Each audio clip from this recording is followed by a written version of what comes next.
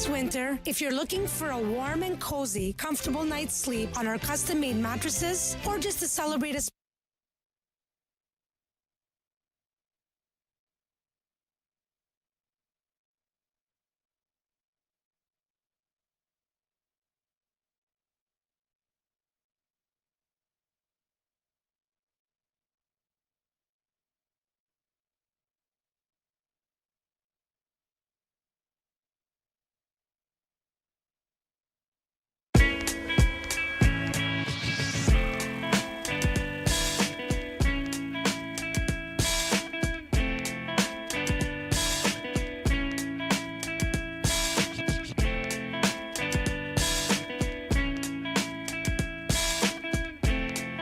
Hello and welcome to the Raptors Show, powered by DoorDash on Sportsnet 590 The Fan. I'm your host, Will Lou. Alex is not here because it's Thursday, and he loves to take 2 days off per week. So, Alex, I know you're listening at home. Hello. A reminder to other people, though, we are streaming live on Sportsnet's YouTube channel and airing live on Sportsnet 360 Monday to Friday between 2 and 3 p.m. For the first segment, we have Savannah Hamilton, Raptors 905 sideline reporter, host of Raptors Today. And Sav, thanks for joining us. Hey, Will, how are you? I'm doing good. You know what? Actually, before we get into anything else, we had so much fun on the show yesterday. Me, Alex, and Vivek just going through our favorite Raptors villains over the years.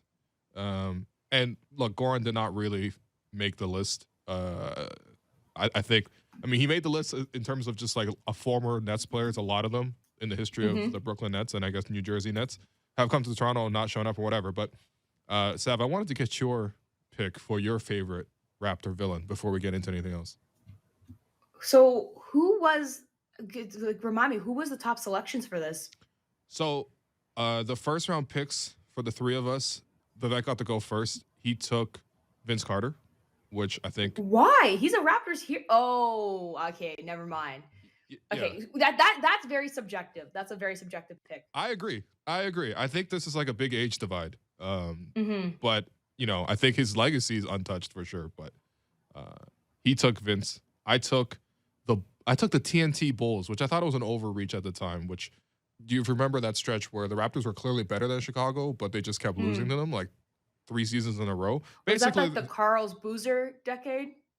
It was Carlos Boozer, but it was also like the Nate Robinson, Joakim Noah, like Derrick Rose was hurt for a lot of that period, and they just kept beating the Raptors, and that period really annoyed me. And then I think Alex took Lawrence Frank with his first. Interesting. He also took the pandemic, which I think he ran out of ideas. Towards the end, I was gonna say, if we're gonna do that, like not just the pandemic, if that is the biggest Raptors villain, am I allowed to say Tampa? Ooh, that's a good one. No, this is great. That's great. I think I would have to throw that one. I think I'd have to stick with that one in the mix because we don't talk about Tampa. That's how bad that villain was, Like we appreciate Tampa, but we also don't talk about Tampa. Yeah, I love that Masai just openly kind of talks about it too. He's like, yeah, Tampa was good to us, but we never want to leave ever again. You literally. So there you go. But yeah, the Vince Carter one, like that's very subjective because I think, he had like, if this is like the hero's arc for back in like grade school, he started his journey, like everybody loved him, peak of his career. And then like what media tends to like to do is to tear down those heroes. And then, we look back now and we were like, wait, actually, never mind. He was great. And yeah, his reason for leaving, every player eventually wants to move teams, regardless if you're on the Raptors or not, usually. Like it's very, very rare that a team, like somebody would want to stay in their franchise. So I think we kind of over dramatize his departure, but he's still half man, half amazing. So he's a hero in my eyes. That's fair. I think what they would say, and this is like, I first became a Raptor fan like the last season of Vince. So like my experience of this is a bit tainted, but like, I think what the retort will be was just like, well, look, the breakup was messier. Look, let's be real. Actually, we've seen a lot of NBA breakups with stars wanting to leave teams. I think this is just like par for the course.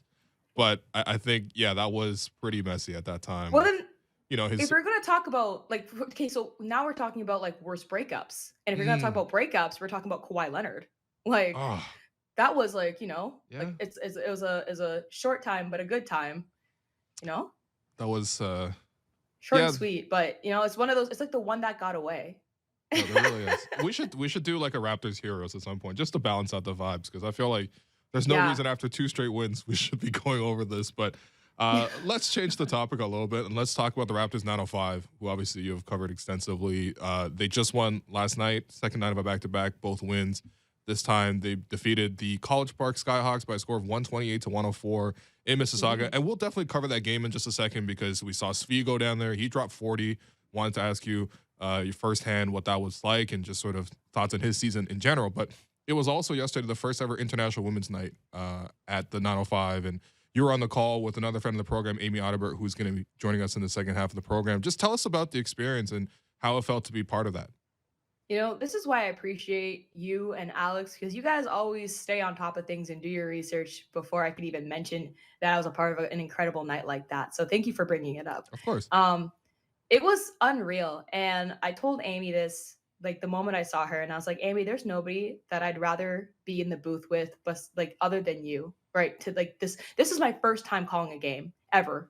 Oh. And yeah, I've never, not once in high school, not once in university. It was just purely, Savannah, we're going to give you an opportunity. We're going to give you a shot. Like, how do you feel about this? And I'm like, well, I know I could talk basketball. I talk basketball all the time, but I just haven't called a game yet. And Right. so that would be a different experience for me. And I was totally open to it, especially it, being a different style of two. Like that's actually something that they also pointed out is like, this is not just, you calling a game.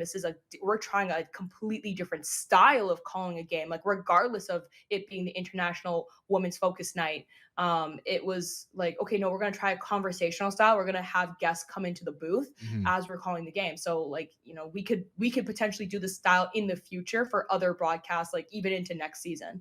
So I was like, oh, cool. It just happens to be that they want to try it on International Women's Day game. And I'm happy to be a part of it. And to be honest, like selfishly, I'm sure you feel the same way, Will. Like it's so easy for us to have just a natural flowing conversation than, have to nitpick every single play or possession. And don't get me wrong, like you can do that, Sure. but it's fun to have conversations too. So being able to talk to some incredible women. Like I'm from Mississauga. I'm born and raised in Mississauga. Yeah. And I got to talk to my mayor, Bonnie Crombie, for the first time ever. And I was like, for me, like, that's kind of cool. Like, I'm like, I've always seen her signs up in my like neighborhoods and stuff. And I'm pretty sure, I don't know if I'm allowed to say this, but I'm pretty sure I voted for her. I can't remember exactly, but like, and like, it just seemed like, this is awesome. Mm-hmm. Like, I was so happy to talk to her, and my mom is her veterinarian, so that worked out too. It was like a local hero for me, so that was a great moment. And then Sue Stewart, she's an Olympian herself, and she was also a guest that we had on, and she talked about her recovery from a serious brain injury that she faced, and then also like relearning how to talk, how to walk, but then the incredible power of just sports in her career and everything like that. So honestly, like I could sit here and talk all day about it, and Amy was just absolutely lovely as expected to work with. And she really held it down in terms of like getting in and out of commercial breaks and giving me like the leeway on talking about specific plays and players that I'm seeing and actions I'm seeing on the floor. So yeah, man, it was just incredible. That's great. That's great. I'm so happy that you were able. I didn't know that was your first broadcast. First time, yo. Yeah. Rip the Band-Aid off. Yeah. That's awesome. Yeah, well, I was gonna ask you about, just Amy as a vet, like breaking you in a little bit there too. They didn't play any no pranks, nothing like that. It was just good vibes all around. Oh, I think if they tried to play a prank on me, it would like have a backfire effect.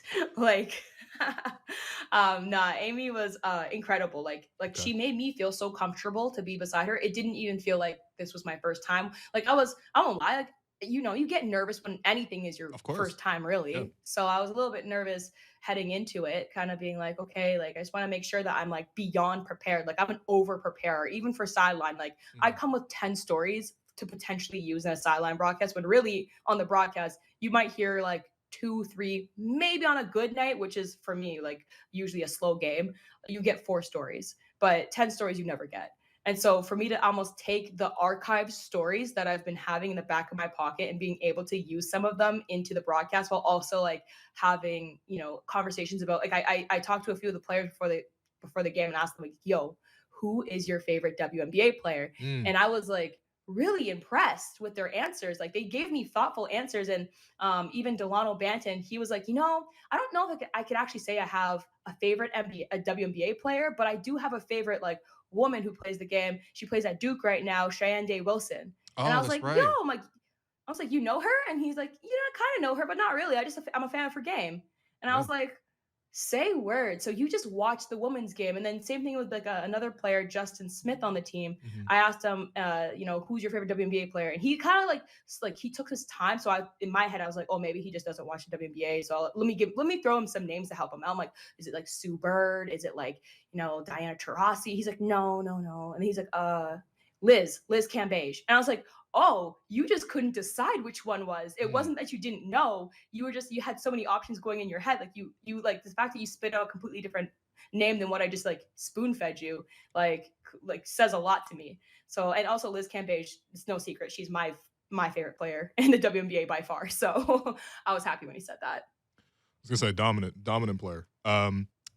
That's really awesome. And I think that it just highlights the idea that like, I know, and we can get into this a little bit too, but just, I think for people who look down on any of these things, like I think for people who play the game, for people who are true appreciators of basketball, like this is like a universal response you hear from the players all the time. Yeah. On the men's side, on the women's yeah. side, like everyone's just a fan of the game and you appreciate the game. And that's why, I guess it's not as surprising to me that they would have good answers for this. But yeah, I just wanted to ask you too, in terms of just like the importance of the night. I mean, did you feel a bit of that significance? Did you feel any sort of responsibility to represent in a specific way? Because I think it is really cool that the Raptors and the Raptors 905 have continued to, but also are really intentional about how they highlight women and women's voices. So did you feel any additional responsibility yesterday, obviously being one of the faces of the broadcast?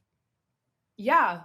And just real quick before I answer that question, like one last point about what I'm learning this past season, especially kind of this is the season that I've worked the closest with professional players that on our teams. Like I've worked the closest with the Leafs, I've worked the closest with the Raptors and then 905 this year. And I'm just kind of like figuring out to myself that the fan base, like, and you see those trolls on like the internet and stuff like that being like women belong in the kitchen and they're saying like a bunch of awful things, right? Or even like what we see in hockey, like, hockey feels like it could be only for one demographic. But that is what I'm realizing. I'm realizing that their voices, the fans' voices in those negative spaces, like not all fans think like that. Obviously, we have some amazing fans. But the certain ones, the most vocal ones who happens to have like those strong opinions, they do not at all reflect the players. And like it's like what you said, like the men's game, like they respect the women's game just as much. And so it's like game knows game. And like even with the Toronto Maple Leafs and like three-course conversations, like they totally made space and were welcoming for diverse voices and like to have a conversation at the table. So that opened up my eyes to saying, oh, you know what? And like maybe even subconsciously I associated like a certain culture of hockey towards a certain fan base, but the two are actually not related. Maybe you have some bad apples in the player mix. Sure. That's bound to happen no matter where you work. But it's just reflecting to me that like, no, like there's amazing people and they were actually super supportive of different demographics and things. So that's what I've learned and taken away this year. But in terms of celebrating and feeling special last night, I 100% felt special. I was like, yes, Good. like woman power, yo. Like we're out here. And it was like a reminder that sometimes in this industry as a woman, you feel a little bit isolated or alone. And I'm so fortunate at MLSC that I rarely ever feel like that because they're very supportive of me. But like you still, you notice your presence when you're the only woman in a room. That's just they can't help it. Like that's just the industry. Well, technically you can't help that because things are changing. Yeah. But you can hire better. Which but that doesn't happen overnight regardless. It's not like blink your eyes and then, next there's a bunch of diverse faces in the room and different genders and everything. No, it doesn't happen like that, but it's slowly turning into that.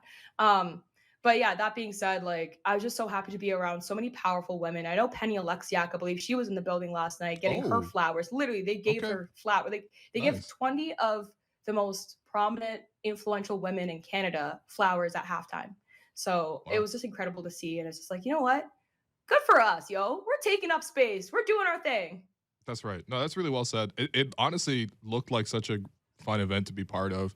I know like 905 games, like attendance can kind of vary a little bit, but it just seemed like a great crowd, and the energy in the crowd was great yesterday. And of course, the game itself was also really good because the Raptors 905 like 17-6 on this season, right? Mm-hmm. They're killing it. I think obviously Coach Mutombo deserves his flowers as well, but Mm-hmm. the star of the night has to be Svi Mykhailiuk, who agrees to go down to the 905, get some extra reps in. Obviously, he hasn't played a lot of minutes with the Raptors, but he goes down there, he drops 40, including 24 in the fourth quarter. Because I was watching the highlights too, because I was like, you got to come on, if a guy scores 40, I got to see what happened.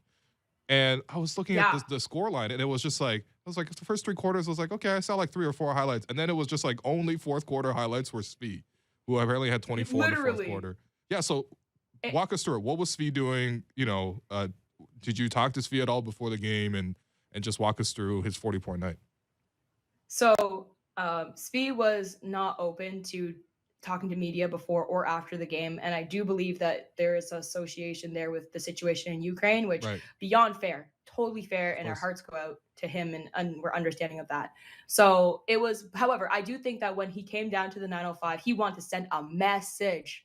Like Pascal Siakam was also at the game last night, and like Pascal was up on his feet, like hyping up his boy. That's awesome. And you love to see it. Yeah. But I truly think that I'm like, this guy came down here like fully focused, locked in. Like even in the warm-ups and like the shoot around beforehand, like this guy was not joking around with the guys. He wasn't really like, he was very intense, like from the moment he stepped in. Like this guy was focused. I was like, I don't know what message maybe I do know what message he's trying to send to potentially Nick Nurse or whoever is listening or watching, but like you sent it, and he did it with a fairly good shooting percentage. I can't remember off the top of my head, but it was around like just under the 50% mark. Yeah, 11 of 23, 7 of 16 from 3. Yeah, like, that's great. Yep, it's insane, right? And to see it like in like I was busy doing the broadcast and doing an interview, and I kid you not, like I looked at the stats like around the third quarter mark. Okay, yeah, Svi's having a great game. Oh, look at that, cool. Delano was playing really well too. And then I look back down, I'm talking to my guest, I'm like watching the game, look at the stats one more time, like wait, hold up, he's at 37 points. Yep. And then like when I I couldn't even believe that I had to like make the play call when he hit 40. Yeah. I was like, oh my goodness, like haha, my voice is going down in history. Like I was like, Svi Mykhailiuk hits 40 points, blah blah blah. It was actually really fun to even call that. And but for him, I'm like, good for you, man. Like you were not messing around. And I did think that it came a little bit at the expense of not sharing the ball as much. I will call that out. Like I'm not afraid to say that because I did think that his other teammates didn't get as much touches. But however, we all know that when Raptors or two-way players come down to the 905, that's a given. That's right. Like you're not going to expect to see the ball nearly as much, which does suck. If you're a Raptors 905 player and you've been putting in work all season, and somebody comes down and takes your spot and like takes up half the shots, like of course you're going to potentially feel ways. But they also know that they're a team, and like the mantra for Patrick Mutombo is like just win, no matter how you do it. And hey, now they're the top of the East. They're sitting at number 1 now, so they're just winning. And the first 2 teams in the Eastern Conference and the Western Conference, the G League, they get buys in the first round of playoffs, and it's single elimination playoffs, so that matters. Yeah, no, I think Coach Mutombo's done a great job, but I also think you've done a great job because, as you mentioned, you called it with Svi hitting 40 in the last minute or so there. And we have the call right here. Let's hear the enthusiasm in your voice. Go ahead. Where they are right now again. Oh, Svi. Oh, 40? Heat check. Heat check. And he gets 40 points in the game. No way. You just pulled that up just right then and there. Look at that super producer behind the scenes. We had that prepared. Shout out to Derek. I told him beforehand, you're coming on the show. We need this clip. Yeah, I loved it. I think it's just the enthusiasm was just incredible. And I think, what, if you watched it live too, because it was kind of like he was having a good game, but then towards the end, he just started like pouring it on, and like every single shot was going in for him, And you know what? That's the thing, is that when your teammate has a hot hand, keep feeding him the ball. It's working. It's working. So I was so happy to see Svi to get that 40 mark. It's funny because even at the 37 point, when he hit 37, I was like, I told Amy, I'm like, there's only a minute left in the game. Like, yeah, he's got to go for that 40. clip. I was like, I think he's going to go for 40. I think Yeah. he's going to do it. And then sure enough, he did it. And I was like, look at that. Just like a professional. And I told Amy, I was like, you know what? Yeah, he took a lot of shots. Yeah, he dropped 40 points. But you know what? I think that's professional. He didn't like come down to the G League and, foot off the gas. Oh, why am I here? Bad attitude. It was, let me show you why I'm a Toronto Raptor. Mm-hmm. And it's like, oh, he showed you. Yeah, he definitely did. So, Yep. You just love to see their success. Yeah, for sure. And look, a lot of the rostered players got down there yesterday. Delano was there, Justin was there, David Johnson, Isak Bonga. Delano with 22 and 12 in 25 minutes, 12 rebounds. But that's pretty good. I think it's actually really impressive. Just every time he goes down there, you can just bank on him taking it coast to coast at least 5 times a game. Like he just drives through everybody. It's really fun watching Delano in that G League setting. What were your impressions of Delano's night yesterday? Oh, like that was exactly the same impression I got. I was like, he set the tone off the jump. He pushed the pace so fast, and there's just like no stopping him. And I think it's a rock and a hard place in a sense where the Toronto Raptors rotation is so tight, and they truly do got a good thing going on with their rotation. So you can't even say, oh, you should play this player more because, well, it's what you already got going on. It's already working in a sense. Obviously, it was a pretty close game against Brooklyn the other night, but considering they blew them out the night before. But regardless, you're still winning with this rotation. And so it's hard to see like such talented players that are on our bench just not getting the opportunity to really translate that all the time to the Toronto Raptors season as much. But then you see them in the 905 and you're like, oh my goodness, these players are just like ridiculously talented. And Delano put that on display last night. And despite the fact that like Svi was having an amazing game, Delano still showed up, grabbed 12 boards. He didn't hang his head. He kept on feeding his teammate. And, it was great. Like, it was great to see it. And he's so long and lanky. I was going to ask Amy, I was like, name another point guard, maybe Magic Johnson, but name another point guard that has his build and his speed and his handles. Like off the top of my head, like Magic is the first one that comes to mind. But after that, like, I don't know. Yeah, I mean, I think it's a really unique style of player that you're looking at, right? Because again, most point guards just aren't that big and that tall, and I think that's the thing that they've been working with them all season. I remember even at the start of the year they were talking about, they brought in Earl Watson, this assistant coach who obviously has the connection with Pascal, and those guys have worked together closely, and that's been a big reason of Pascal's success. But it's also something where Earl's been able to work with the other players as well, and he's been able to work with Delano and just getting him to play faster and faster because, like, that is his advantage, especially on the open floor. Because, he's so big, right? Like, he's 6'9". He's going to grab rebounds, 12 rebounds from yesterday in 25 minutes. Mm-hmm. Once he gets that rebound, it's just go. Mm-hmm. Change into the court. If they don't stop you, especially I was looking at the team yesterday that they were playing a lot of guards on that team. So it feels like they really lack size at times. So Delano was just really able to slice through everybody. But that's exactly what you want him to do. It's just like Svi goes down there and looks for a shot. Delano goes down there with a purpose to work on his speed and transition and his handling. And, things are good. And by the way, I was thinking about this yesterday. So with Svi going down there, the Raptors have now had 7 players on their main roster who have made the trip to Mississauga. You think about it. David Johnson and Isak Bonga have been there most of the time this season. Mm-hmm. Delano Banton and Justin Champagnie are down there regularly. Mm-hmm. And then the 3 guys who have gone down there for shorter stints are Malachi Flynn, who's done 3 or 4 games. Yuta Watanabe went one time. And Svi. Mm-hmm. So that's 7 guys. And there's only like 15 guys on an NBA roster, So that's really impressive. And I think it really speaks to like the synergy and the opportunity the Raptors have in terms of just the team's right there. They're going to run the same systems as we do here at the Big League Club. And just like, this is a developmental opportunity. There's no like judgment or anything about going down there. It's really just an opportunity to work and improve yourself. And if you look at, for Malachi, he went down there a few times and now he's getting an opportunity to play. Of course, that obviously has to do with other circumstances as well. But clearly he was ready when that opportunity came and he's capitalized in the 2 games here against the Nets. Even Utah, I would say, has played a lot better of late. I think obviously, he was in the rotation, then he had COVID, like the rest of the team, and then he just hasn't really been able to get back in. But he went down to the G League. He had a great game down there too. And now you're starting to see him get a couple opportunities. And I hope the same trajectory for Svi, right? Mm-hmm. Yo, absolutely. And I think, if patterns, they're patterns for a reason. Like if he showed out in the the Raptors 905, then yeah, maybe we will give him a little bit more rotational minutes in the next game against, like for the Raptors tonight. And it translates well. I think you said it super articulate there in terms of the synergy.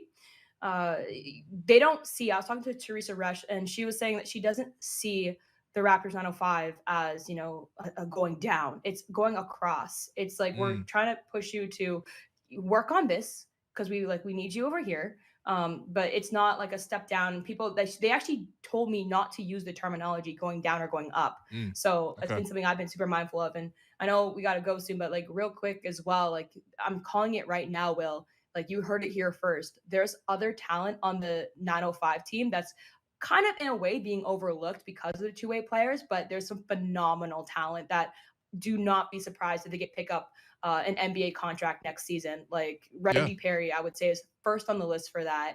There's been Ashton Hagens and some just like individual amazing performances. Aaron Best played for Team Canada, and people oftentimes also forget that Jody Meeks is on the team, and he's actually the top 5 shooters in the G League right now. He's like at number 5 with like 47% from the 3 or something like that. Like he's having professional a ridiculous shooter. season. Yeah, it's pretty crazy. So there's a lot of amazing talent on the 905 this year, and they're just getting their looks and they're sharing the ball. And it's Mutombo's being a tremendous leader in that sense. And I think a lot of them are going to get call ups like we saw last year with Alize Johnson and Gary Payton II. So we'll see, man. We'll see. I'm looking forward to seeing it. But I'll also put this on record right now. I think they're going to go all the way. I think they're going to the championship this year.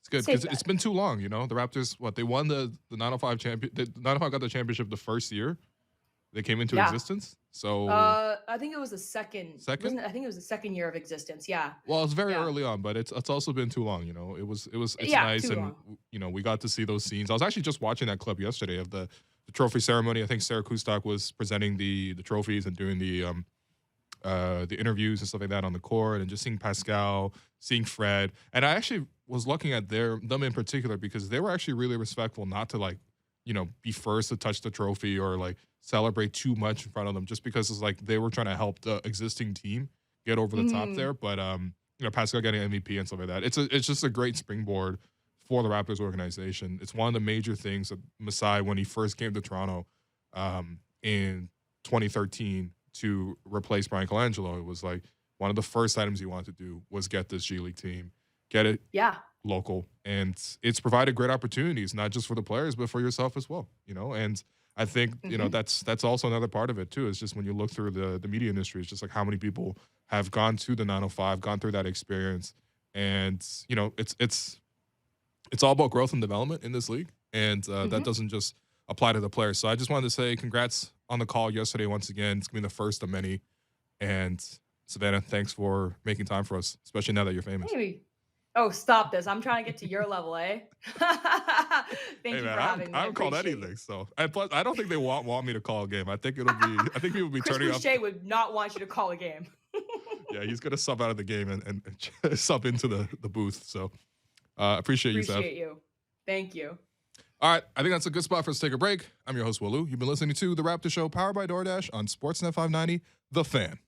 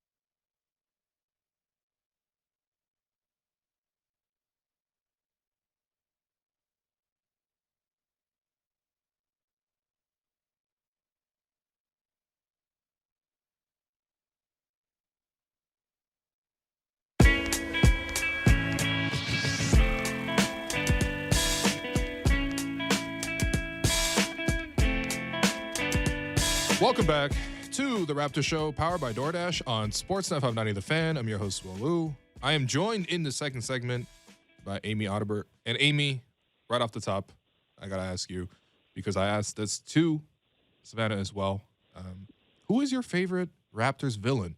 That's right. We're just going to do this for the week. This is going to be our theme of the week. We're going to ask people this just because we did it yesterday and it did 25 minutes on this. Who is your favorite Raptors villain, if you had to pick one? Oh, my gosh. Well, first of all, hey, Will. That's a great question. Chris, thanks. I mean, right now, I'm, like, picking my brain. I don't know, like, who even is a Raptors villain? Like, I don't know. I don't, like, hold grudges. I feel like you move on. Let me think of someone. Who could be a Raptors villain? It could be Can anybody. you give me some options? Yeah, okay. Like Goran. Well, Goran would be a great answer right now. This but whole I mean, idea I don't was think spurred that's by Goran. So okay. Goran was picked. I mean, and I would say, yeah, like that was like nothing internal. If you saw like Goran and the current Raptors were very like, you know, there was a lot of love. There was a lot of love between them the other night, and I got that vibe from Goran when he was here too. But certainly the arena didn't feel the same way, and I understand. It's a part of it, I guess. Okay, all right. So was your pick Goran, or what's your pick? Well, I mean, give me some other options, because I don't All really right. want to pick Goran, because I don't think he's that much of a villain. I mean, I know his comments, obviously. I agree. All right, so a couple other options we picked yesterday. Vince Carter, who Savannah severely disagreed with, and then Alex said in the group chat that we're not going to allow Vince Carter stance on the show. Yeah. Alex is not over the Vince thing. You know, Alex, yeah. he was around for that time. You got to think big picture, though, man. Like, I mean, you know how many of these young Canadian stars right now talk about how they fell in love with the game because of Vince Carter? Like, yeah, I get it. Like, Alex is he's the girlfriend or boyfriend that just, again, cannot move on. Like, 10 years later, the other person's really happy. I mean, what have you been doing with your life? But hey, go on. Yeah, I was gonna say 10 years from now on the Raptors show, Alex will be talking about about Kawhi and how he shouldn't have left the Raptors.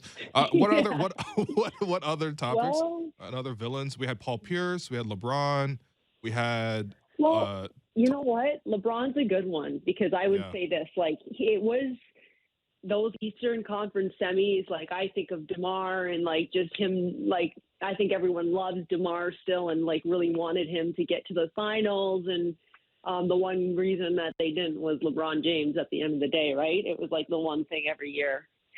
So we can stop there, sure.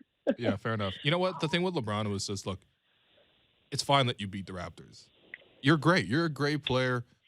You own the Eastern Conference for like literally 10 straight years, okay? But did you have to sip the beer? Did you have to spin the ball on Serge's face? Anyway. I'm not over that personally. I'm still going to be rooting against LeBron each time. But in any case, I don't. But okay, all right. Yeah. All right. Well, let's move on then. Well, because I wanted to talk to you a little bit about how it was like calling the game with Sav yesterday. Because Sav was just in the first half of the program, and she talked about how that was her first time calling the game. So I wanted to ask you. You know, you were the vet yesterday. Did you give her any words of advice? And also, how did it compare to your, broadcasting debut?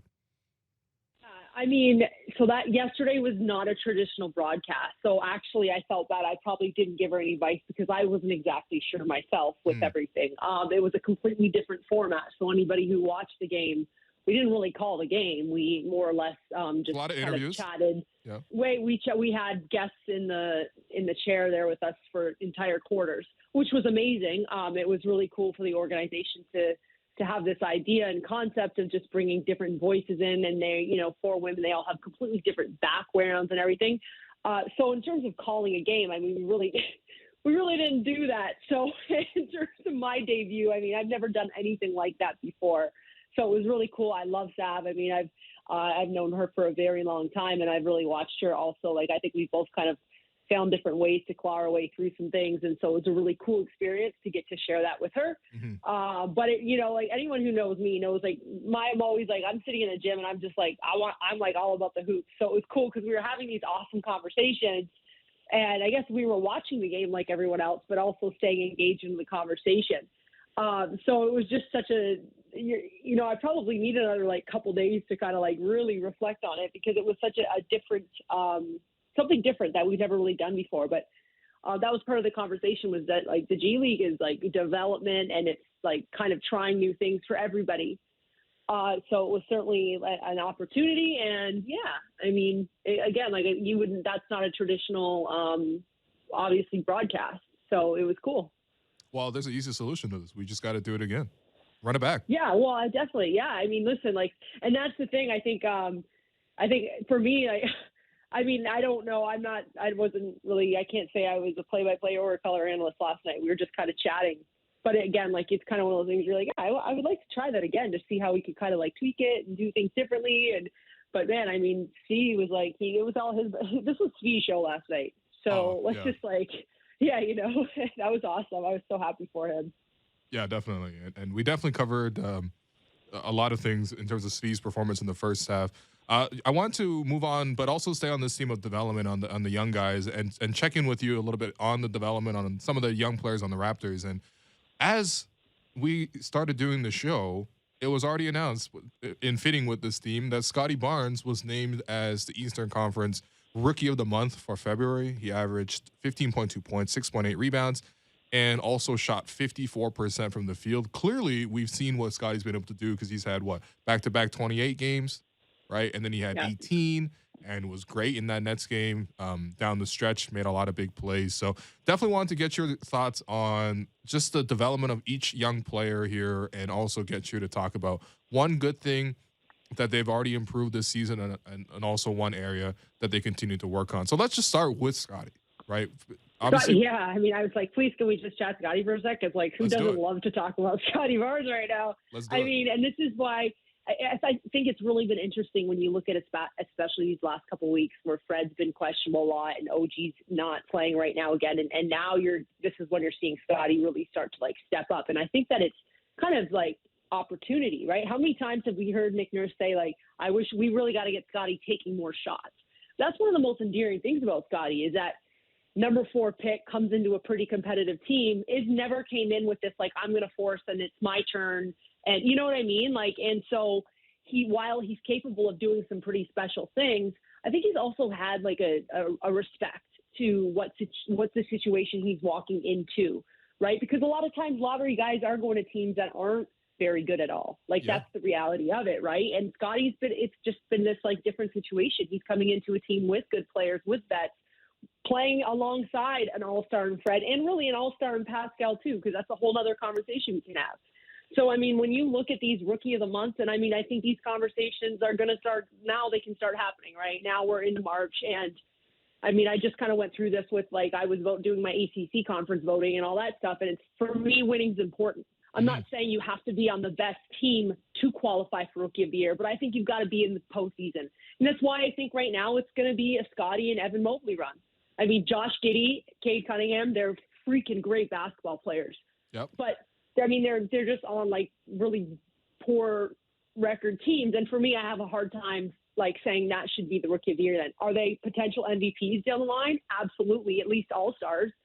But when you look at a guy like Scottie, he's like the only rookie. I think he's averaging over 15 points, but he's shooting over 50% from the field. Mm-hmm. And that is exactly, like, to me, that's where the conversation ends. This is a guy that's playing on a winning team that is impacting winning, but he's doing it efficiently. He's playing with other people. And to me, like, that's just like total package type of player.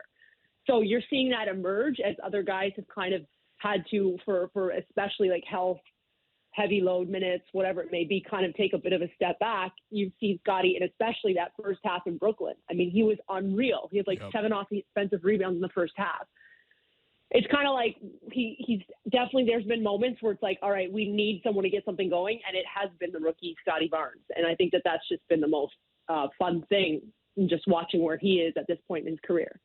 Yeah, and it's been okay, interesting. I'm glad we got to talk about Scottie. No, it's great. And I think more than anything else, I think, we can break down his game, but I think that what Scottie's shown you over parts of the season in all these sort of different 20-point breakout games, and he's had 5 block games. He just impacts the game on multiple levels. He plays sort of every position that the team asks him to. But I think the most impressive thing is exactly what you said. Like, the Raptors have had a lot of injuries this season, right? You saw extended stretches at the start of the year with no Pascal. He was coming off the shoulder surgery. Then you had right away OG Anunoby going off with a hip pointer, and now he's still out, right? Again, with the finger injury. So, you've seen at times Scottie have to step into bigger roles. And I thought that Nets game, that win, I mean, I understand it was against a weakened Nets team. A lot of those guys were that's not a usual Nets team, let's just be real. But at the same time, like, you still had to go out there and win that game against a lot of established vets in this league. And you saw young guys take responsibility. And that's the thing that's been impressive about Scottie. Like, at the start of the year with no Pascal, who stepped into that scoring role? Scottie was averaging, 18, at the start of the season, the first 3 weeks or so. And, he had multiple 20-point games. His second game in the NBA was a 20-point game in a blowout win over the Celtics. Like, that's so impressive to me. And I think that, for him, really, I was thinking about in terms of what he has to improve on. And I think it's really just like more than the skill set, it's the mentality. Because there will be some games where, and you'll see Nick Hood bench him a little bit here and there, where he'll make try to make a highlight play, we've known over the course of the season he'll do the thing where he slows down in transition and looks back and then dunks it, or the no look passes. He does love a no look pass, he just adds that to everything. It's like a hot sauce for him, But at the same time, like, I don't even necessarily mean about the flair plays. I mean just in terms of the focus, because you'll see his performance sort of fluctuate game to game, where you'll see like these dominant showings, which is what he's been showing since the All-Star break. But you'll also see games where you'll have like 7 or 8 points and it's not that involved in the offense and maybe pick up a couple fouls. And it's just like finding that consistency, because I think it's already in him right now just to like dominate the game, even as a rookie, right? Yeah, and I mean, to further on to that, I think that's part of the exact conversation when we say rookie of the year, is because there's 82 games. Yeah. I mean, part of the reason why Scottie came out the way he did at the beginning of the season is because he just like outran people down the court. Like he was just like outworking and out hustling, which is amazing. And you never want to say, hey, don't do that. Like, don't show up and give it your best. But in an 82 game season, like, you obviously have to, your rest days, you have to approach them different, and not just physically, mentally, or like maybe a game day, like maybe certain guys figure out routines that work through that for them. And I mean, I think remember, Scottie was a one and done in college. Like his progression in his career has been so crazy. And all of a sudden, he's playing an NBA schedule, 82 games. It's crazy. Like, I don't even play games, and I'm like, oh my gosh, how do these guys do it? Because it's just, and I think that's part of it. I think that's part of the process of becoming an NBA player. And so, like you mentioned, like some of those games where he just doesn't look as engaged, like, I don't think that's to his fault. I think it's part of the process and development of becoming an NBA star. I mean, it's why I keep going. I can't tell you how many times I've just thought of Russell Westbrook in the last couple of weeks when he averaged that triple-double season. Like, he every single night. Like, it was, I don't know how people can do that. Like, it's just, and that's why it's so historic. But anyways, I think that's part of it too, right? Just kind of like gauging that, what works for you. And he's, again, to his benefit, I mean, he's got Fred and he's got some really, really good, solid, seasoned guys around him that can kind of maybe help him get through that part of it as well. Yeah, definitely. And I think, I mean, look, man, even as broadcasters, sometimes you get tired. They play 6 games in 8 nights. That's a lot. That's a lot. I know. I'm like, I actually had the first time happen to me where I was like, oh my gosh, I forgot what hotel room I'm in, because it was like different, like like it was like 3, you know what I mean? And like, you've heard about that all the time. It's not as fun when you're standing on the elevator looking at all the floors and you're like, crap, like, which floor am I going to? But I mean, I get it now. It's tough. It's crazy. Won't someone think of the podcasters as well? I mean, some days, some weeks I'll be doing like 10 or 11 shows, like, come on. Yeah. And you're like, what am I doing right now? You're just talking. No, seriously. That's what I think about all the time, though. All right, let's move on to the next player, the next young guy.